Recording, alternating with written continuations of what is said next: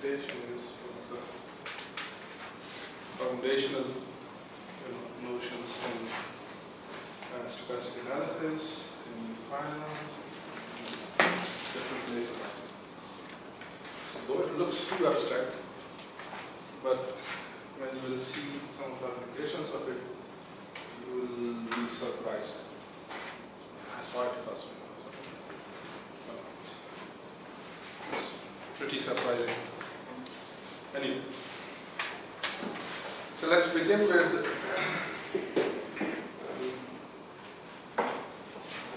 basic conditioning. So why do we condition?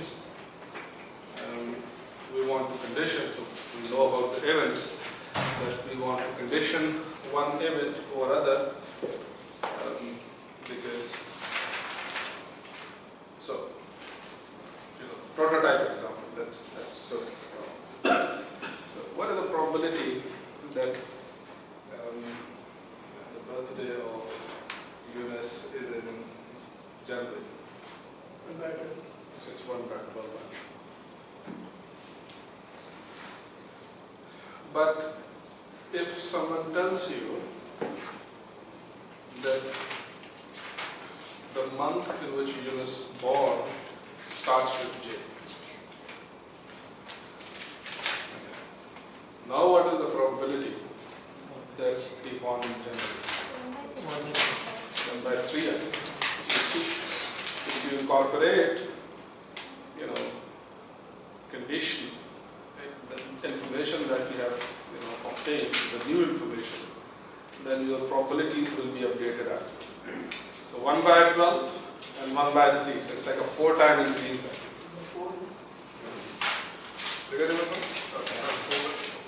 4 times but 1 by 4. So substantially. Sample space decreasing. Sorry? Sample space decreasing. Yes, so it's like shrinking your sample space. Okay. So the conditioning is the center. Okay, to dealing with the chance. Now what we want to do is that we want to do the same with the expectation. That imagine you know an event, you have a random variable, and you want to condition a random variable, with respect to an event actually. Given an event, then I can compute the average without incorporating that event, but you will see that when you will incorporate the information of event into your expectation, even the expectation will will become more precise actually. So we want to condition a random variable with respect to an event, and then we want to condition a random variable with respect to a discrete random variable, and then we like to condition one random variable with respect to a sigma field. So it's like different notions, and then we would like to condition compute the conditional expectation of one random variable with respect to another random variable. So this is what essentially we would like to do. So we'll do in the steps.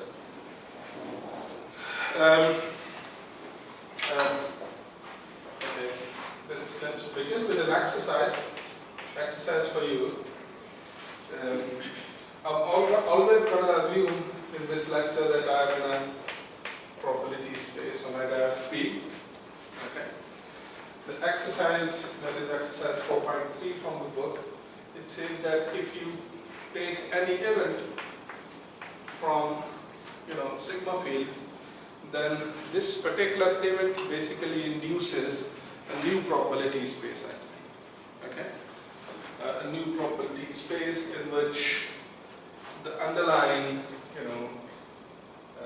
what do you call space is V itself, and you're going to have a new intersection. What do you call sigma field, and even you will have a new probability measure. Okay.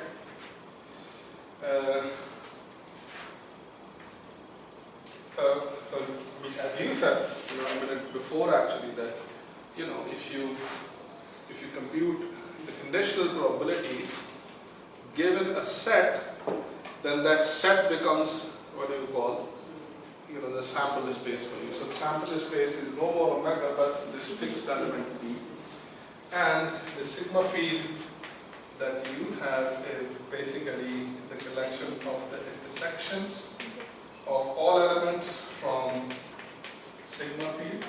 Obviously, you need to show that this is a sigma field.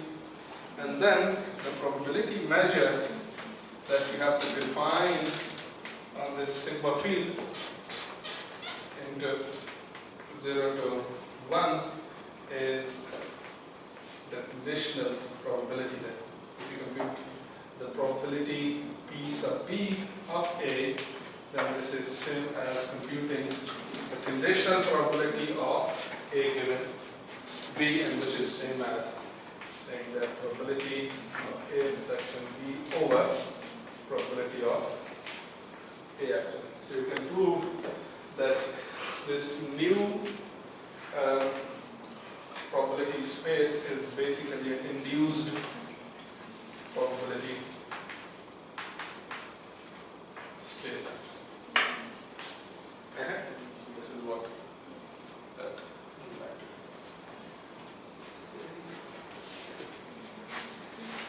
do. Let's begin by defining what we mean by conditional expectation. So here's the thing. Let x be a discrete random variable.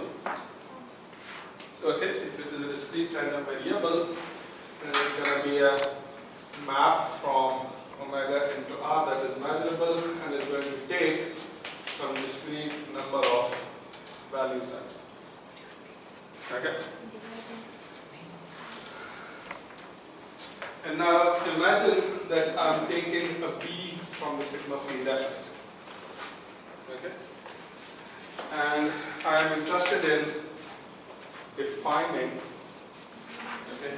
the conditional expectation of this discrete random variable given the event B actually.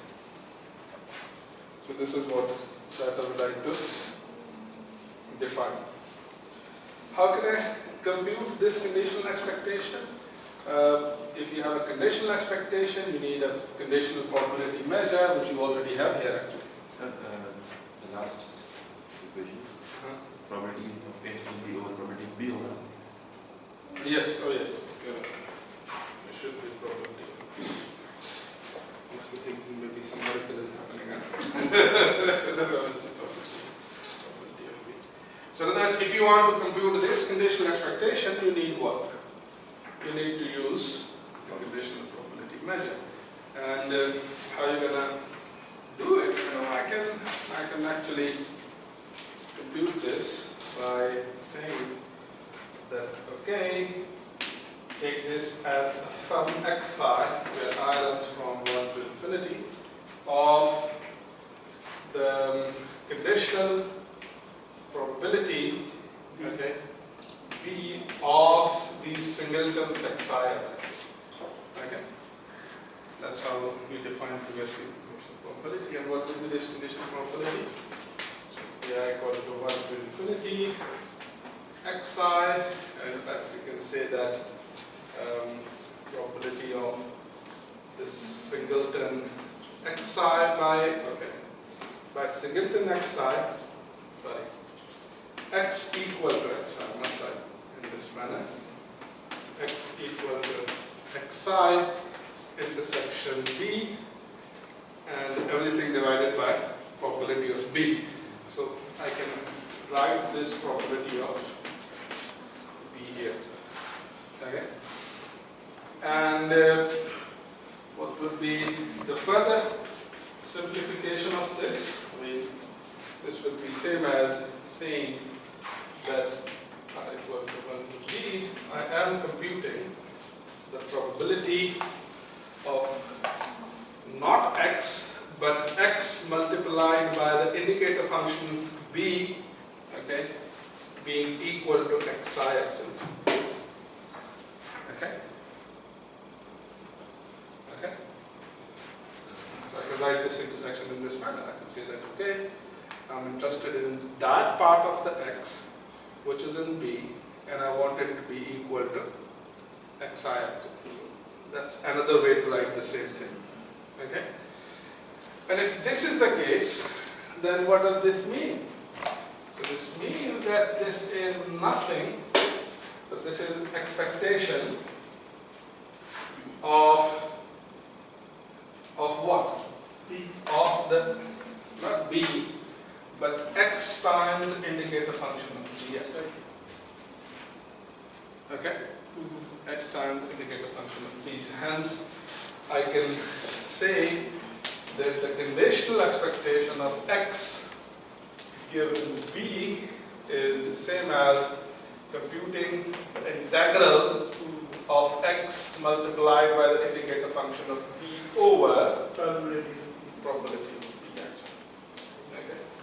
So I can treat this as the definition. Okay? Random variable को ऐसे set ठीक कर रहे नहीं, हैं जब apply कर रहे हैं प्रोबेबिलिटी उसको फिर प्रोबेबिलिटी बी आपने जो अप्लाई की नहीं, so B is an event actually, not so it's an event. Sum It's a के set बाद actually. सम के बाद एक साइड इनटू प्रोबेबिलिटी जो आपने Yeah. इसके ऊपर वाले इससे भी ऊपर इससे ऊपर वाला हाँ, ये से I mean, okay, so you're gonna say that how you can compute the conditional expectation x given an event. Then you have to compute the conditional expectation given an event through the probability measure, okay, that is conditioned by the P active. So that's what you are saying. Okay. In fact, this motivates us to define that if you have been an arbitrary, so for discrete case, this is just a consequence of the definition, this exercise and the definition of random variable. So you can treat this as a proposition. It's not really a definition, this is true in general. So this motivates me to define basically that if I have an arbitrary random variable, if x is an arbitrary integrable random variable, okay, and B is an event in F, then what would be the conditional expectation of this arbitrary random variable x given B? So I can define it in a similar manner. I can say that, but since this is arbitrary, so it's not necessary that it should be like sum, so it could be an integral actually. Okay? So the conditional expectation of x given B is the integral of x with respect to the probability measure P over the set B divided by the probability of P. So this must be my definition that we compute the back integral of it divided by probability. Okay? And with this definition, this becomes a particular case of it. That when x is a discrete thing, so you know how to do it. Okay? In fact, you can write it. So let's do one example. So let's do one example of it.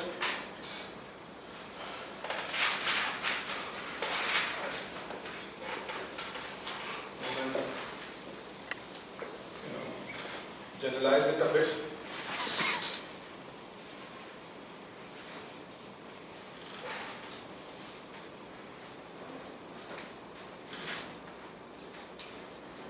As I said, for this lecture I'm using the two things. Number one, the chapter 4 from the book, Probability for Finance, but also chapter 2 from basic stochastic processes. I'll send you the book. Basic stochastic processes by Dishler-Brezhnev. Okay? Dishler-Brezhnev. He was my supervisor. Can you clarify? Huh? What to write? Huh? What did you name? Dishler. It's a Polish name. Dishler-Brezhnev. Dishler. Z-D-Z-I-S-L. Dishler-Brezhnev. Okay, so that'll be combination of both actually. So here's an example. Let's do an example using it. Imagine you have 3 coins. Okay, so it's a British coin context. So we're gonna use pence actually, but we can replace pence by, I don't know whether you saw paisa or not, but we saw paisa actually. When we were young, we have 10 paisa, 50 paisa, and all that paisa basically, small paisas. Even when we go to the school, we take with us the 10 paisa actually, and so that we can buy the bus and have a Coke water. All of those days. Anyway, so imagine you have 3 coins, 10p, 20p, and 30p. Okay. And what? Values of those coins adds up or work out. Okay. And x. So it's like, okay, we are kind of throwing up all 3 coins. Okay. And x is the sum of the results actually. Okay. So value of coins after the denomination of the coins actually after say value of the coin that lands heads up actually. Okay, so you throw the coin and heads come on top, you're gonna have.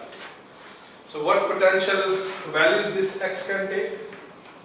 0, 10. So so it is possible that none of coin shows up 10, so you can have 0, 10, 30, 30, 50, 40. by the way 40 as well, and 60. So this could be the extreme case actually. 0 to 50. They can't be 20. They can be 20 as well. Yes, single number. Not 20, 30, 40, 40 as well, 50, 30, 30 and 20, 30 and 30, 10. Yes, sir. and 60. So this could be.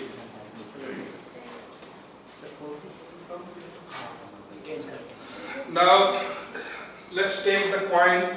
Let's take the event B that the 2 of the coin has shown up head actually. Okay, exactly 2 of the coin has shown head. Then what are the potential outcomes in this event? So either you can have head, tail. In other words, head for 10 and head for 20 and tail for 30. Or you can have head, tail, head, tail, head actually. So these are the 3 possible things. Okay. And what would be the probability of each of these actually? Individuals, so it's going to be 1 by 2 times 1 by 2 times 1 by 2. So it's going to be 1 by 8 and 1 by 8 and 1 by 8. And the probability of happening this entire event is 3 by 8 actually. Okay, something pretty simple. Why you can multiply the probabilities? Because all 3 are independent actually. So you can have this. Alright. By the way, what would be the x half head tail? what would be the x of head head? So it's gonna be 30. Okay, so x of head head del will be 30, and the x of head del head 40. would be 40, and the x of del head would be 58. Okay. So what I have to compute? I have to compute what is on average x, given that you know this event has occurred actually. So in other words, on average, what value you can assign to the x actually, given that you have this information. Okay. So in order to do that, what you need to do, you need to compute the integral of x over this b with respect to the probability measure b and divide it entirely by probability of b. I would like to do true definition. Yes? We don't have continuous case. I'm sorry? Why integrals? No, okay, the integral would be discrete. So we know that. It's like a simple function actually. So integrating the simple function. So x is a simple function. Okay? So if you want to integrate it, so integral is a generic thing. So it could be discrete somewhere. Okay, so what would be the probability of b? So the probability of b is going to be 1/8 plus 1/8, so it's going to be 8 over 3. Okay? Because this.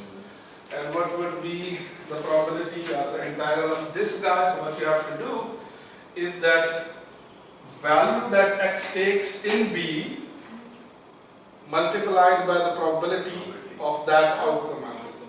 So in other words, it's going to be x of head del multiplied by its probability.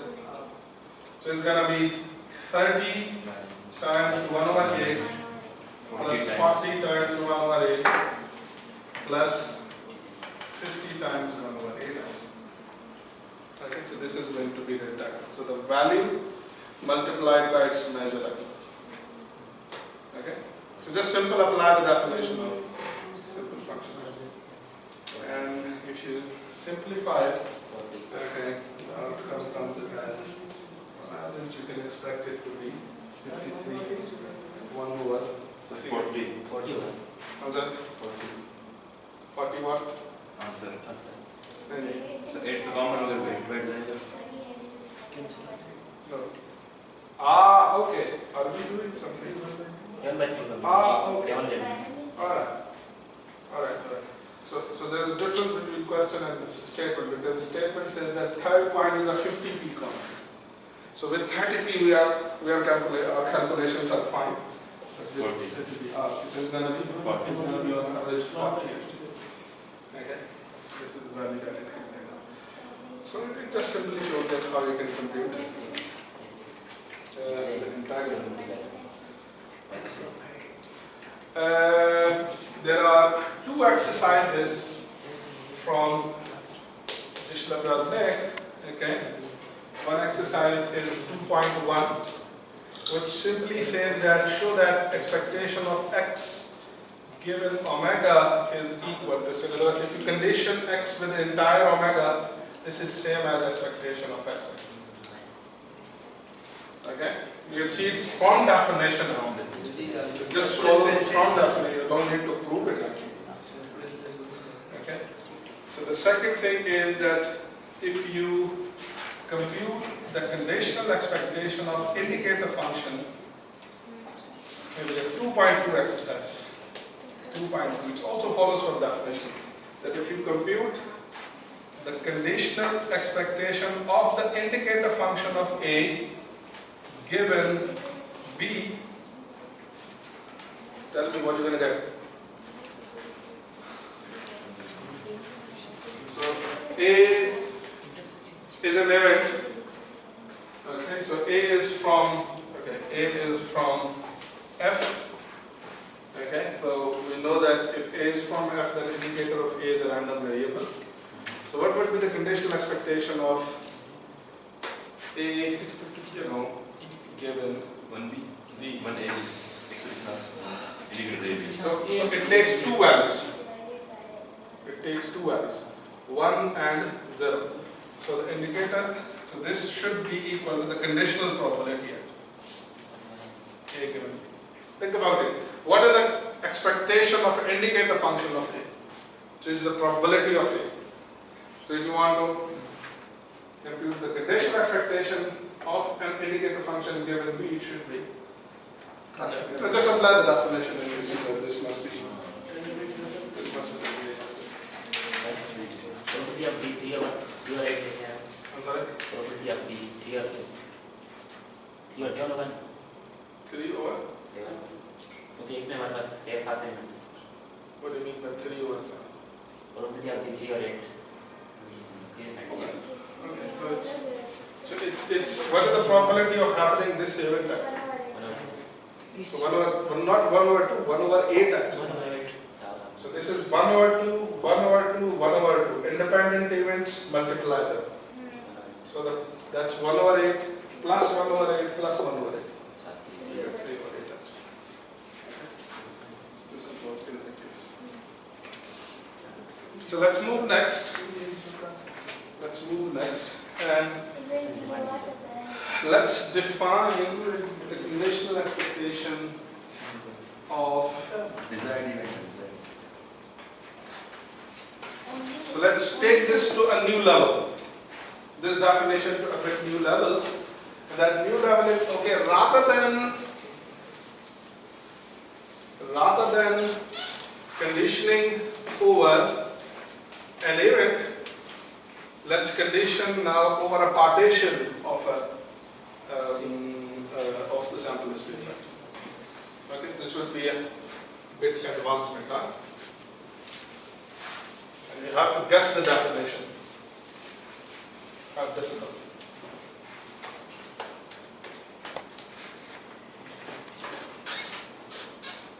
Partial events होंगे. Sorry? Partial events होंगे. There will be partition. You will have event, but you have to define it. So expectation of x given the entire partition, not the given event. Okay? But obviously this definition will be helpful. Yes. Okay? So here's the thing. The next definition. Imagine P is a partition, so it's not a probability measure. P1, P2, P3, so on and so forth. Partitions omega. Partitions omega. Okay? Then I would like to define the conditional expectation. Now here's the interesting thing. Conditional expectation itself can be treated as a random variable. So even in the previous case, the conditional expectation is a random variable. Okay? So I can treat conditional expectation given the partition P as a random variable. You will see why. From omega into R. So in other words, treat this as a map from omega into R. And here's the thing. If this is a map from omega into R, what I want to do is that I would like to define the conditional expectation of x given a partition P operated onto a single omega, where the omega is an element in omega. The question, what must be the definition? Try to X answer. of omega. What do you mean by x of omega?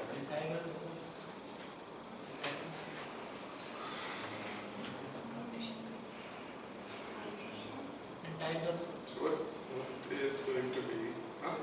Integral. How integral? So integral, we can define it.